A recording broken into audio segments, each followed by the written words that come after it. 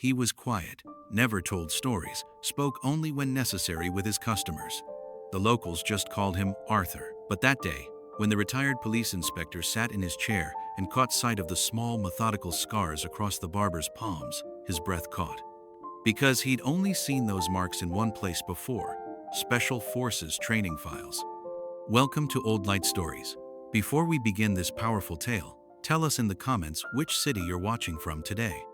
And if you believe stories like this deserve to be heard, hit that subscribe button. These stories matter.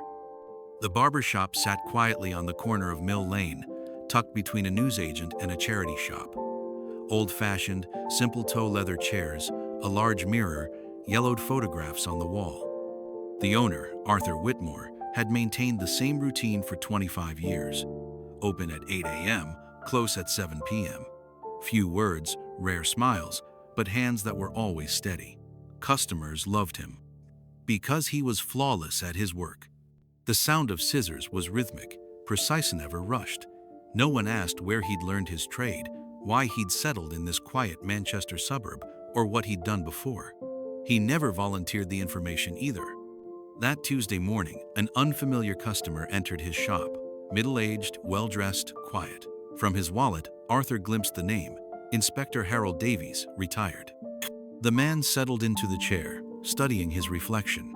"Just a trim, please," he said curtly. Arthur nodded, fastened the cape around his neck, and reached for his scissors. That's when Harold's eyes caught the barber's hands. Across the palms, between the fingers, small, methodical, parallel scars. Not from aging, not from accidents. Very specific, very familiar marks. Harold's pulse quickened. He'd only seen those marks in one place: Special Forces files. Rope work scars. Fast roping, extraction operations, rescue missions. Hands hardened and shaped by very particular training. "Arthur," he said carefully, "those marks on your hands."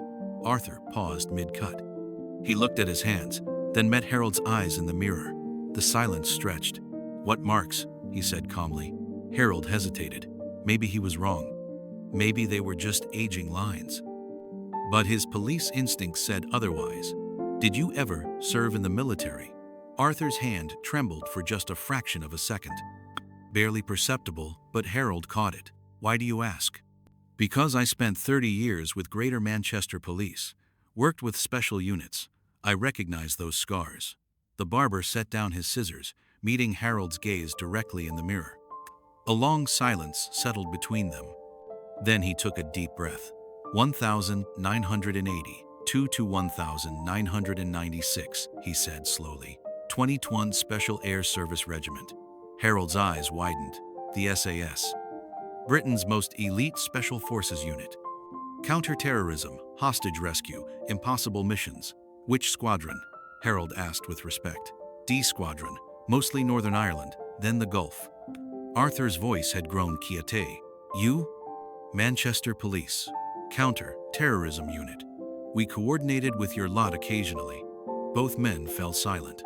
Outside, the sounds of afternoon traffic filtered through the window.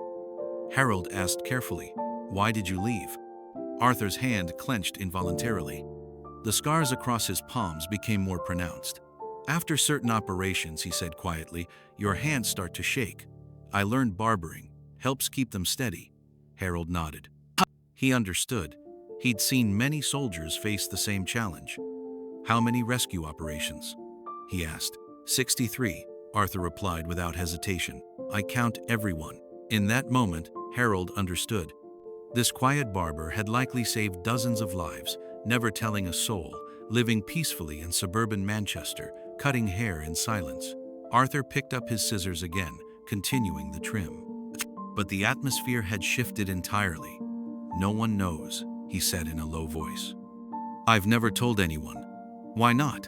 "Because the past should stay in the past. I'm just a barber now." Harold watched Arthur's reflection. These hands had held weapons, saved lives, perhaps taken them too.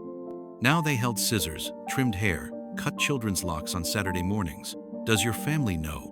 "Wife passed 10 years ago. No children. No one asks, so I don't tell." The trim finished. Arthur reached for the brush, cleaned away the loose hair, applied aftershave. Everything appeared normal, yet nothing was normal anymore. Harold rose from the chair, reaching for his wallet.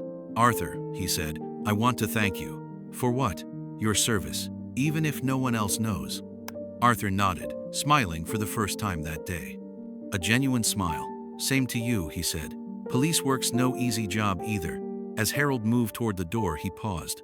"May I come back?" "Of course, but just for haircuts." Both men chuckled. Harold left, and Arthur looked at his reflection in the mirror. At his hands, those scars, those memories, that past would never fade. But now, one more person knew who he really was. And perhaps that was enough. Some heroes are silent. They never speak up, never boast, never tell their stories. Only the marks on their hands tell the truth. There are people like Arthur around us. Those who hide their former lives, but whose actions never fade. Have you ever met someone like that? Someone you thought was ordinary but had an extraordinary past? Write their name in the comments, tell their story, because at Oldlight Stories, we never forget the silent heroes. If this story moved you, subscribe and share. Let the stories of people like Arthur be heard. We'll see you in the next story. Until then, take another look at your local barber. Perhaps they too have untold stories to share.